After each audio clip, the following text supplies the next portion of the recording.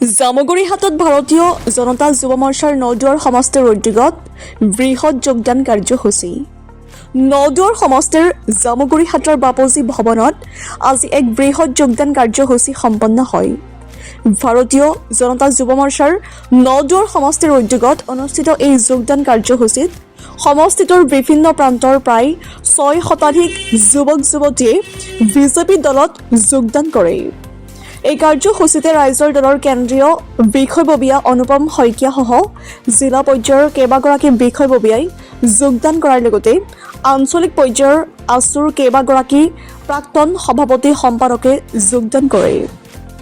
যোগদান কাৰ্যসূচীত অংশগ্ৰহণ কৰি নদুৱাৰ সমষ্টিৰ বিধায়ক পদ্ম হাজৰিকাই কয়, মোৰ সমষ্টিত কোনো বিৰোধীয়েই নাই।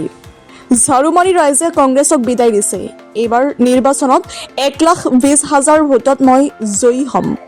বিজেপি দলত যোগদানকাৰীসকলক বিধায়ক পদ্ম হাজৰিকা সম্বন্ধিতে দলীয় নেতৃত্বই দলীয় প্ৰতীক সম্বলিত টুপি আৰু গামোচাৰে আদৰণি জনায়। নদুৱাৰৰ পৰা প্ৰাণশংকৰ ভূঞাৰ ৰিপৰ্ট, ডিজিটেল আছাম লাইভ। কাৰণে এটি ঐতিহাসিক দিন, যিটো দিনত আমাৰ 600ৰ ওপৰ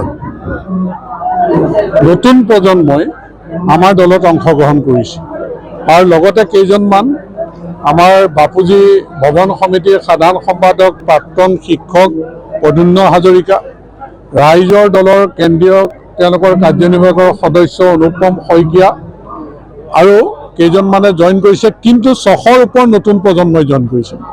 ইয়াত প্ৰাক্তন সদৌ অসম ছাত্ৰ সন্থাৰ কৰ্মী আছে আৰু দুজনমান প্ৰাক্তন সদৌ অসম ছাত্ৰ সন্থাৰ বিষয়ববীয়া কেইবাগৰাকীও জইন কৰিছে।